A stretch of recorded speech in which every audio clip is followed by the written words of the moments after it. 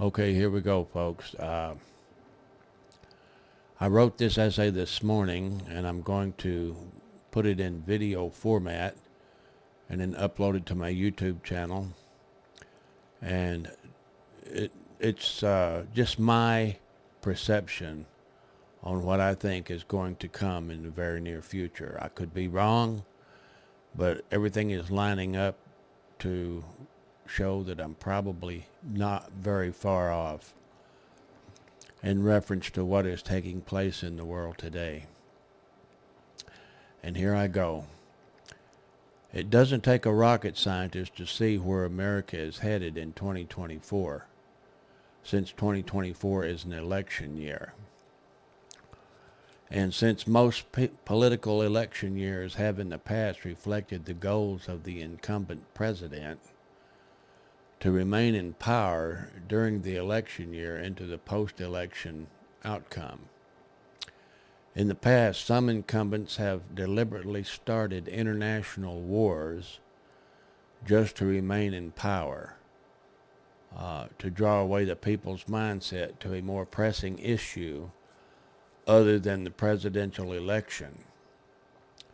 This is purposely done to allow the incumbent to steal away the legitimate election through fraud and deceit.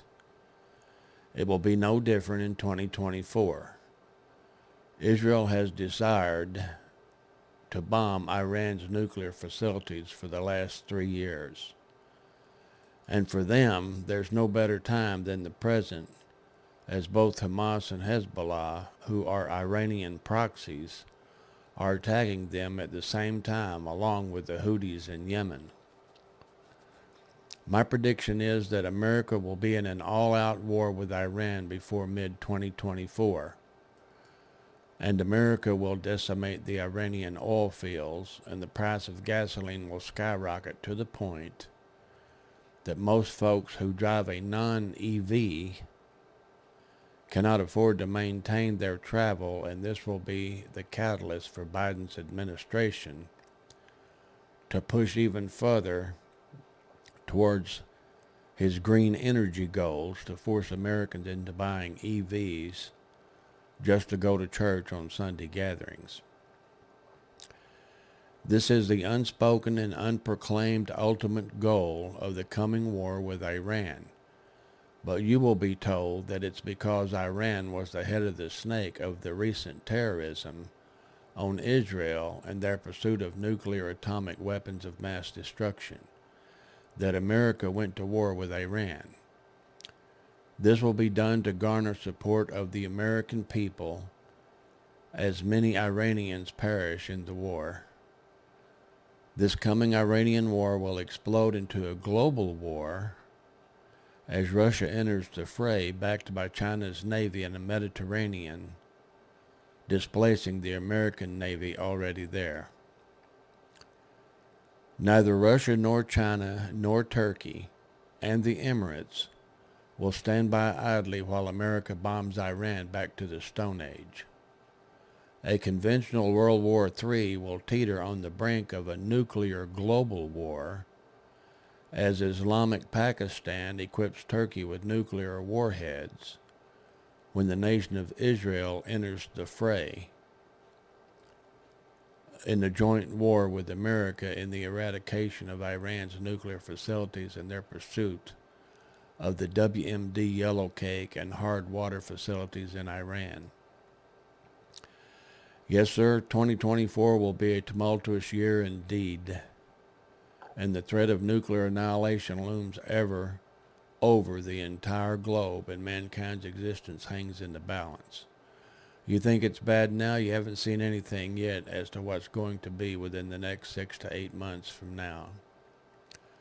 Question: Will mankind destroy itself with the use of WMDs? No.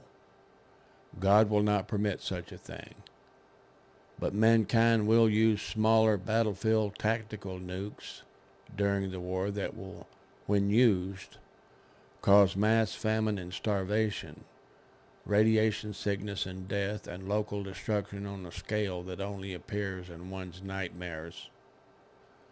Let's just hope and pray that Biden, if he is still in charge when the war with Iran is underway full steam ahead, that he has the mental faculties and the wherewithal to refrain from doing something stupid with the football.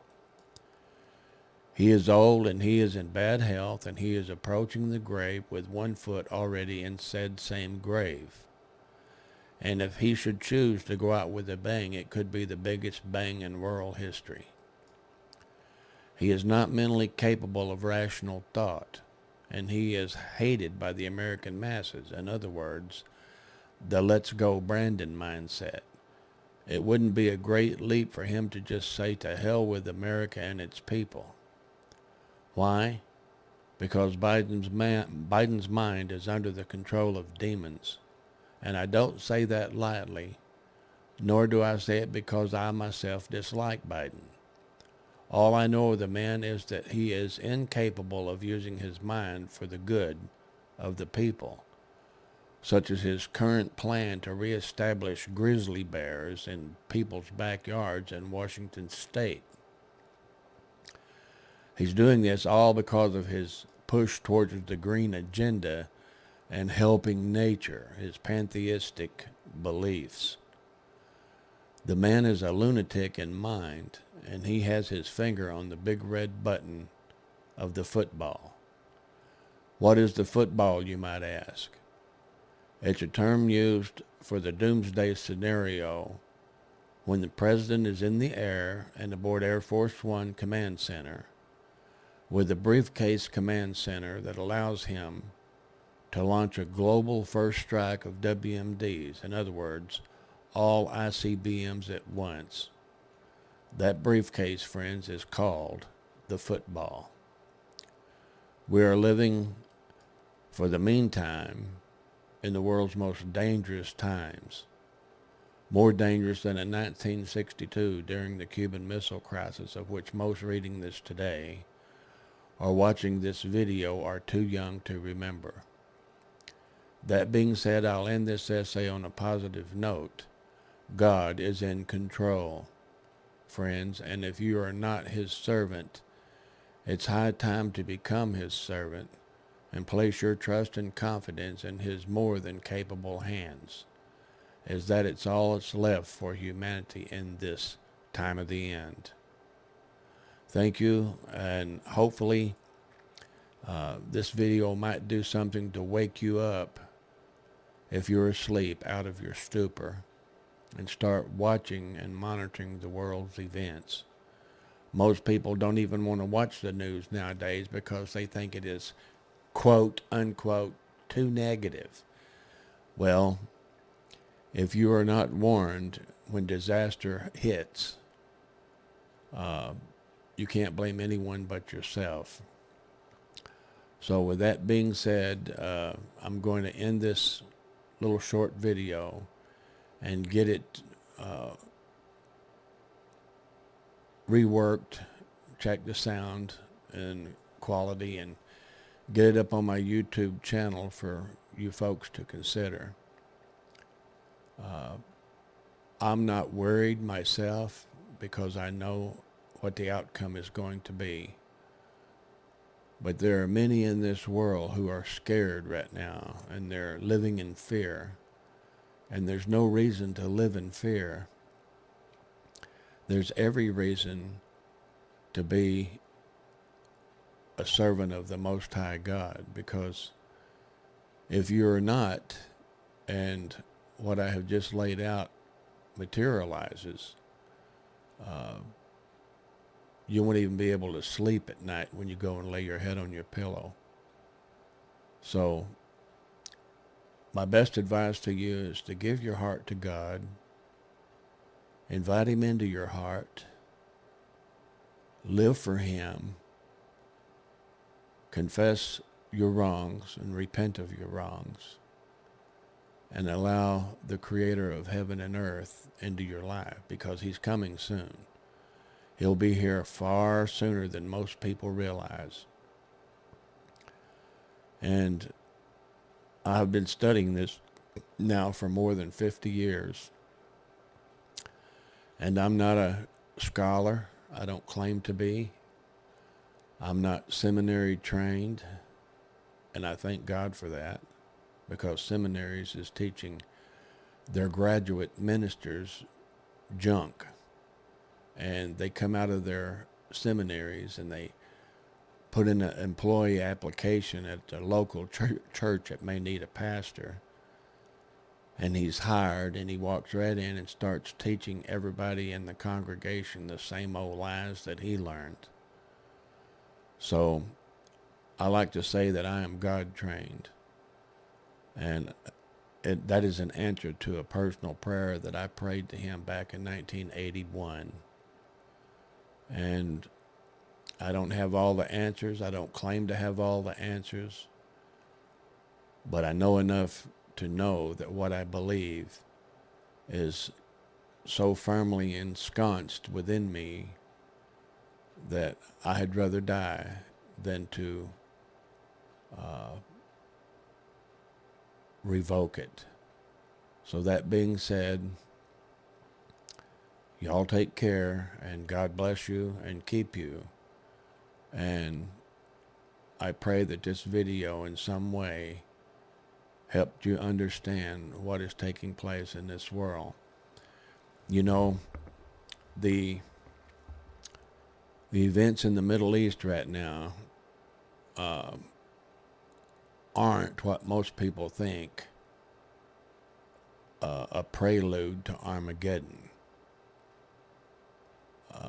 Not in the way that most people perceive Armageddon anyway. Armageddon will be a very short-lived battle, only seconds, moments long. And that occurs when Jesus breaks the eastern sky. What is taking place in the Middle East today could lead up to that point in time, which would be considered Armageddon. But it's not going to be an annihilation of the world or the annihilation of Israel, as has been taught over the years by many ministers in the pulpit. And most ministers don't have a clue about what Armageddon is or what the Gog-Magog battle is. And they don't understand Ezekiel. They think they do, especially Ezekiel 37 and 38.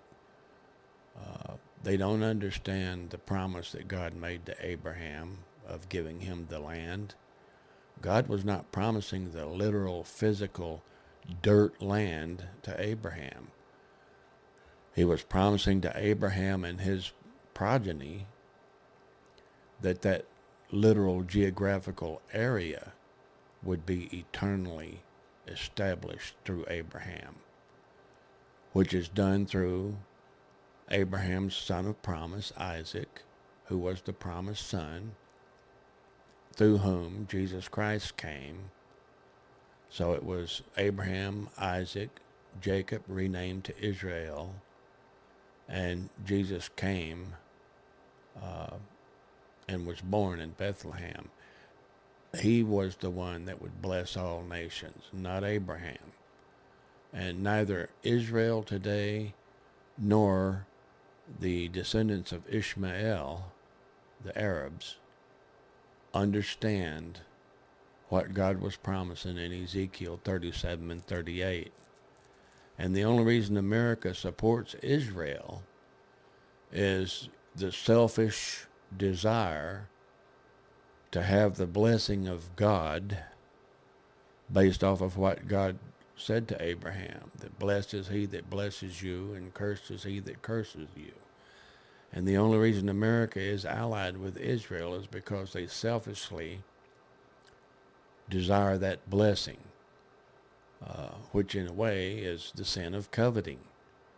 And it was the sin of coveting of Lucifer, coveting the position of God in heaven, that started the first war ever in God's celestial universe.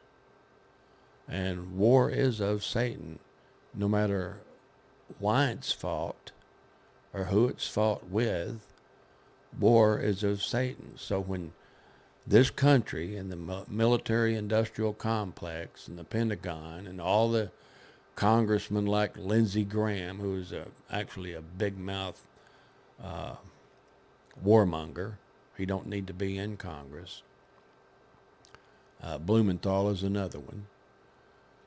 They don't have a clue about what they're talking about. They only think they do. It's what my dad used to call college-educated idiots. So, that being said, folks, we are living in a very dangerous time, and we are led in Washington by people with debased minds, consciences that are seared with a hot iron, that can't differentiate between right and wrong and good and evil, and who are willing to stand up and bandstand in order to lobby funds for their immediate personal gratification, which is again a coveting, that they make very dangerous decisions and very bad mistakes. And the only ones that really see what's going on are the little people, and whom have really no power or choice to influence the direction of the leadership in Washington.